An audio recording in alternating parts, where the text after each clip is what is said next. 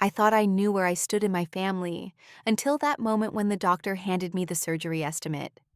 Sitting in that sterile waiting room holding papers that would determine my future, I believed my parents would help me the same way they helped my brother Derek just months before. After all, we were family, right? When he got arrested, they emptied their entire savings account without hesitation. Surely they would do the same for their daughter facing a medical emergency. But sometimes the people you trust most are the ones who show you exactly how little you actually matter to them. Before I tell you what happened next, let me know in the comments where you are watching from today. If this story hits close to home, please hit that like button and subscribe, because family betrayal is something too many of us understand. And trust me, you will want to stick around to see how this unfolds, because what I discovered about my place in my family changed everything forever. Growing up, I always knew Derek was special in our household, but I convinced myself it was just typical big brother treatment. My parents, Linda and Robert, seemed to have endless patience for his mistakes, while holding me to completely different standards. When Derek barely graduated high school with a 2.1 GPA, my parents celebrated like he had earned a scholarship to Harvard. When I graduated valedictorian 3 years later, they mentioned it once at dinner and moved on to discussing Derek's latest job at the auto shop. Derek had this way of floating through life expecting everything to work out for him, and somehow, it always did because our parents made sure of it. He would borrow money for rent, never pay it back, and they would just write it off as helping family. When he totaled his first car street racing at 19, they bought him another one within a week. When he got fired from jobs for showing up late or not showing up at all, they would make excuses about how the managers did not understand his potential. Meanwhile, I worked part-time through college, graduated with a marketing degree, and landed a solid position at a mid-sized advertising firm in downtown Portland. By 22, I was completely financially independent, paying for my own apartment, car, and everything else. I rarely asked my parents for anything because I had learned early that their generosity had very specific conditions attached. But the difference became crystal clear 6 months ago, when Derek made his biggest mistake yet. He had been out drinking with friends on a Friday night, which was nothing new for him at 31 years old. What was new was his decision to get behind the wheel of his truck after consuming who knows how much alcohol. He rear-ended a family at a red light, thankfully causing only minor injuries, but the police arrest was inevitable. The bail was set at $50,000, a number that would have sent most families into panic mode. Not mine. Within 2 hours of Derek's phone call from jail, my parents had withdrawn their entire retirement savings account. They called 3 different relatives to borrow additional money. They were at the courthouse before the sun came up, cash in hand, ready to bring their son home. Derek walked out of that jail like nothing had happened. No apology to the family he had endangered. No promise to get help for his drinking. No acknowledgement of the financial sacrifice our parents had made. He just climbed into their car, mentioned something about needing to get ready for work Monday, and that was it. My parents drove him home, made his favorite breakfast, and spent the rest of the weekend assuring him that everything would work out fine. I remember feeling unsettled watching this whole situation unfold, but I pushed those feelings aside. This was what families did for each other, right? You helped when someone was in trouble. You made sacrifices. You showed up. I figured Derek would learn from this experience and maybe finally grow up a little bit. I thought my parents were just being loving, supportive parents doing what they needed to do. What I did not realize was that I was about to find out exactly where their love and support ended. 3 months later, I was sitting in Dr. Martinez's office receiving news that would change everything. The routine checkup I had been putting off for months revealed something that made my stomach drop. During the examination, she had found a mass on my left ovary that needed immediate attention. The next 2 weeks became a blur of additional tests, consultations, and medical appointments. The mass was large enough that surgery could not wait. Dr. Martinez explained that while many ovarian masses turned out to be benign, the size and characteristics of mine meant we needed to operate within the next 2 weeks to be safe. The surgery itself would be laparoscopic if possible, but they might need to do a full incision, depending on what they found once they got inside. My insurance would cover most of the hospital costs and surgeon fees, but there were still significant out-of-pocket expenses that needed to be paid up front. The anesthesiologist, the surgical facility fees, and several other costs that somehow were not fully covered added up to $18,000 that I needed to come up with immediately. My savings account had exactly $4,000 in it. I had never asked my parents for money before, but this felt different. This was not about wanting something or being irresponsible. This was about my health, possibly my life. After everything they had just done for Derek, surely they would help me figure this out.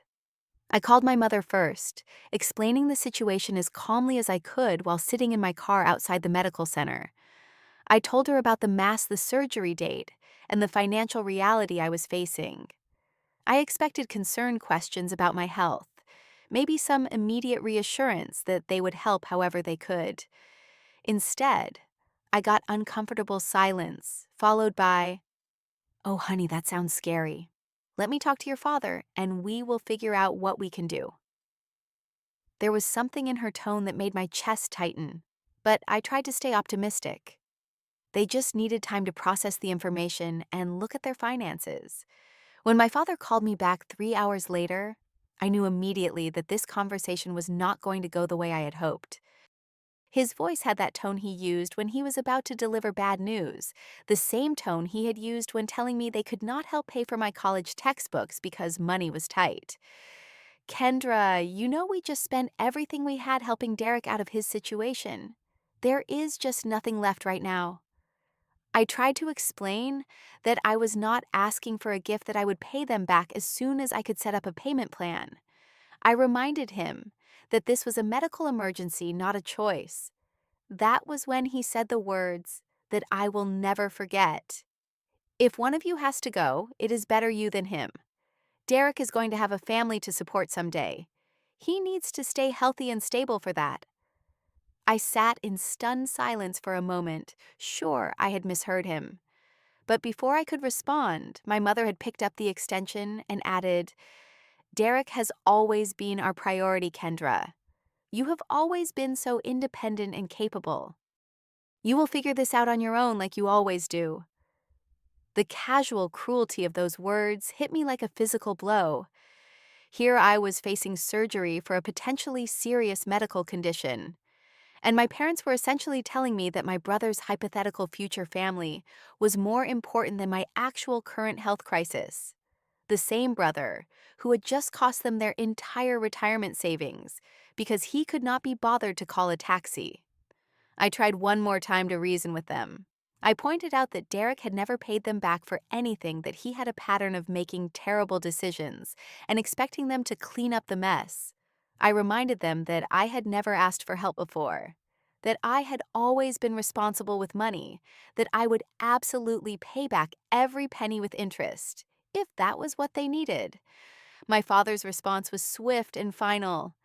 "Derek made a mistake, but he is trying to turn his life around. You chose to wait on going to the doctor, so this is partially your fault for not being more careful with your health." My mother agreed immediately.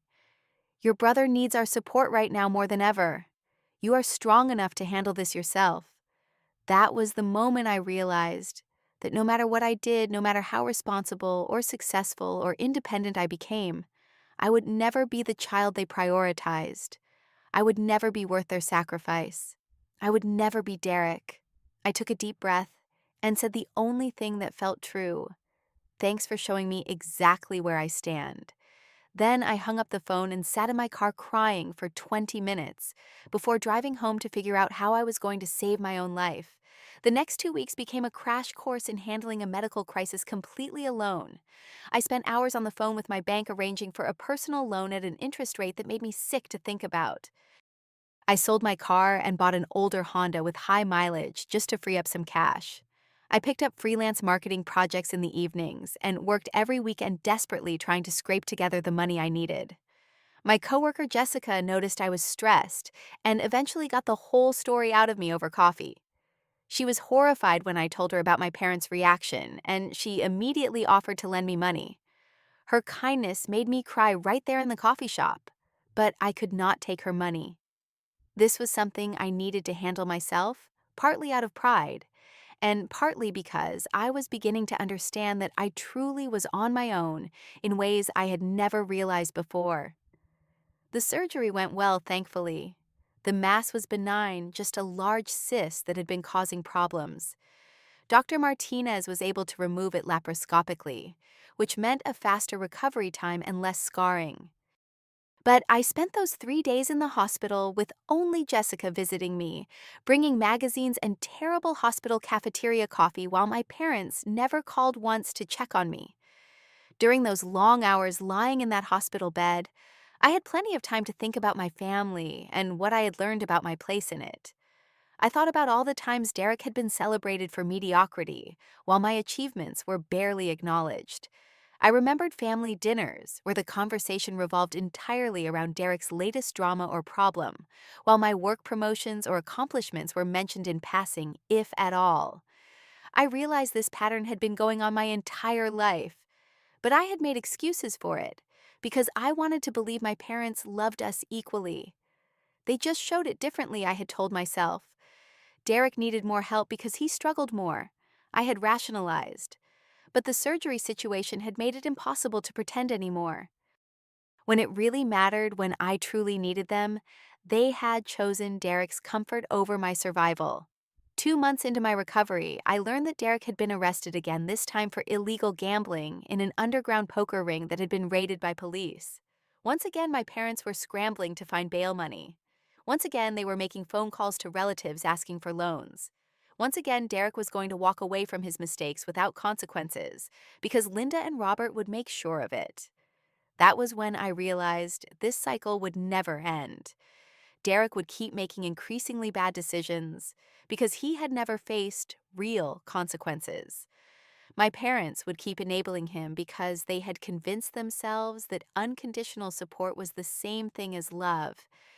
And I would keep being the responsible one who never needed anything until the day came when I really did need something, and they would choose him over me every single time. Sitting in my apartment that night, still recovering from surgery and looking at the loan payments I would be making for the next 5 years, I remembered something important. 3 years ago, when my parents were worried about estate taxes, they had transferred partial ownership of their house to me as part of their financial planning. It was supposed to be a way to avoid probate issues and reduce their tax burden when they eventually passed away. I had helped them with all the paperwork, meeting with lawyers and making sure everything was filed correctly. At the time, it had seemed like just another boring adult responsibility, something that would matter decades down the road. But now I realized they had given me 50% ownership of their $400,000 house, and I was pretty sure they had forgotten all about it in the chaos of the last few years. I spent the next week digging through my files and making phone calls to the lawyer who had handled the paperwork. Everything was legitimate and legally binding. I owned half of their house, which meant I could force a sale if I wanted to. They could either buy out my share for $200,000, or the house would have to be sold, and the proceeds split between us. For the first time since this whole nightmare started, I felt like I had some power in the situation. They had made it clear that I did not matter to them when I was in crisis. Now I was going to show them exactly what it felt like to face a crisis without family support. I contacted a real estate attorney first, just to make sure I understood my rights and options completely. She confirmed what I had suspected: the ownership transfer was completely legal and binding. I could absolutely force the sale of the house, or demand that my parents buy out my share immediately.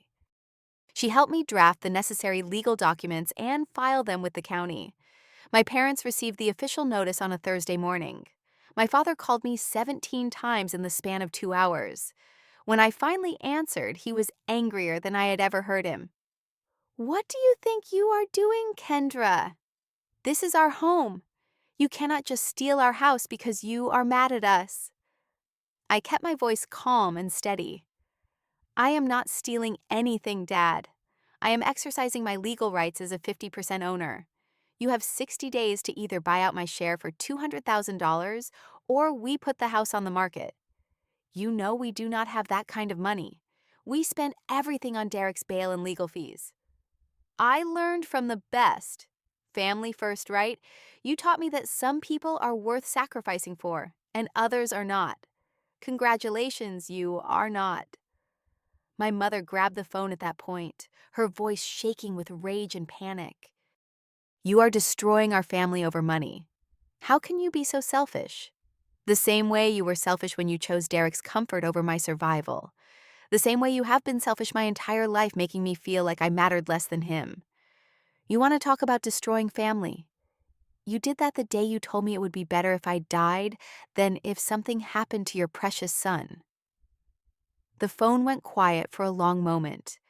Then my father came back on the line, his voice different now, pleading instead of angry. Kendra, please. We can work this out. We did not mean what we said about the surgery. We were just stressed about money. No, Dad. You meant every word. You showed me exactly who you are and where your priorities lie. Now I am showing you the same thing. I hung up and immediately blocked their numbers. Then I called Derek to let him know what was happening because I wanted him to hear it from me first. Are you out of your mind? He screamed into the phone. You are going to make our parents homeless because they could not give you money. That is insane. They are not going to be homeless, Derek. They are going to have to downsize and face consequences for their financial choices, just like every other adult in the world. Just like I had to do when I needed surgery and they abandoned me. That is totally different. You figured it out on your own. I figured it out because I had to, not because I wanted to. And now they're going to figure this out because they have to, not because they want to. Derek hung up on me, but not before calling me several creative names that showed exactly what kind of person he really was underneath all of my parents' excuses for him. The house sold in 6 weeks for $410,000. After real estate fees and closing costs, my parents received about $190,000 and I received the same amount. They had to move into a small 2-bedroom apartment across town, which was a significant downgrade from the 4-bedroom house they had owned for 20 years. I used my portion of the money to pay off the medical loans and put a down payment on my own house, a small 3-bedroom place with a garden where I could start over completely. For 4 months, I heard nothing from any of them. No phone calls, no texts, no attempts to reach out through mutual relatives or family friends. It was the most peaceful 4 months of my adult life. Then Derek got into trouble again this time, owing money to people who do not send polite reminder notices when you miss payments. Suddenly, my parents needed their daughter back, the daughter who had always been responsible, who had always figured things out, who had always managed to take care of herself. The phone calls started coming daily. They had gotten my new number somehow, probably from Jessica at work. At first, I did not answer, but eventually my curiosity got the better of me, and I listened to a few of the voicemails. Kendra, this is your mother. We really need to talk to you. Derek is in some serious trouble, and we do not know what to do. Please call us back. Please, just one conversation. Kendra, it is Dad. I know you are angry with us, but we are family. We need each other right now. Derek really needs help, and we cannot do this alone anymore. Please, just one conversation. The messages went on like that for weeks, always about Derek, always about how they needed me to help fix his latest disaster. Never an acknowledgement of what they had done to me. Never an apology for abandoning me when I needed them most. Just the assumption that I would come running to help them the same way I always had before. But I was not the same person anymore. The surgery and recovery had forced me to face some hard truths about my family and my place in it. I had started going to therapy to work through the trauma of realizing that your parents' love is conditional and you did not make the cut. I had built a support system of friends and colleagues who actually cared about my well-being. I had learned what it felt like to prioritize my own needs for the first time in my life. After 6 weeks of daily phone calls, I decided to meet with them one final time, not because I wanted to reconcile, but because I wanted closure. We met at a coffee shop downtown Neutral Territory where I could leave whenever I wanted. They looked older and smaller than I remembered. The stress of the last few months had aged them noticeably. My mother had dark circles under her eyes, and my father kept fidgeting with his coffee cup like he did not know what to do with his hands. The conversation went exactly as I had expected. They wanted me to help them figure out Derek's latest crisis. They wanted me to contribute money to keep him safe from the people he owed. They wanted me to be part of their family again, as long as I understood that Derek would always come first. I listened to their whole pitch without saying much.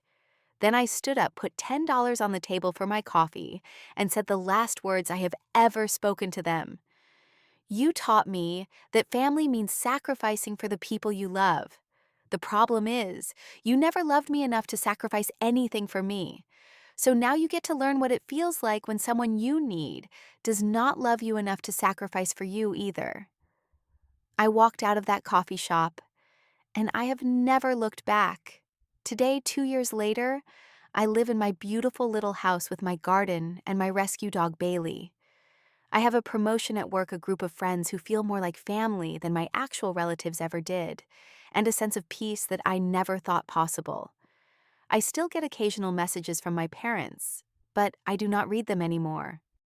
I have built a life that does not include people who only value me when they need something from me. The hardest lesson I learned through all of this is that sometimes the family you create is stronger than the one you were born into. And that is not a tragedy, that is freedom. Freedom to be valued for who you are, not overlooked for who you are not. Freedom to build relationships based on mutual respect and genuine care. Freedom to walk away from people who treat your love like it is optional, while demanding your loyalty like it is required. I do not hate my parents or Derek. Hate takes too much energy, and I have better things to do with mine. But I also do not owe them anything just because we share DNA. They made their choices and showed me their priorities clearly. Now they get to live with the consequences of those choices, just like I had to live with the consequences of theirs. Sometimes people ask me if I regret what I did, if I wish I had handled things differently. The answer is no. What I regret is spending 28 years believing that I mattered to them as much as Derek did. What I regret is making excuses for their behavior and convincing myself that their treatment of me was somehow normal or acceptable. But I do not regret standing up for myself. I do not regret demanding the same consideration they so freely gave to my brother. I do not regret walking away from people who made it clear that my well-being would never be their priority. Because at the end of the day, the most important relationship you can have is the one with yourself. And I finally learned to treat myself with the love and respect that I had been waiting for them to show me. Have you ever had to make the difficult choice to cut toxic family members out of your life? How did you find the courage to put yourself first when family expected you to always put them first? Share your story in the comments below, because I know many of you have faced similar situations, and your experiences might help someone else who is struggling with this decision right now. If this story resonated with you, please hit that like button and subscribe for more real-life stories about setting boundaries and choosing yourself. Share this video with anyone who needs to hear that it is okay to walk away from family members who do not treat you with love and respect. Thank you for listening to my story and for being part of this community where we support each other through life's difficult moments. Remember that you deserve to be surrounded by people who value you and choose you, not just when it is convenient, but especially when it is hard.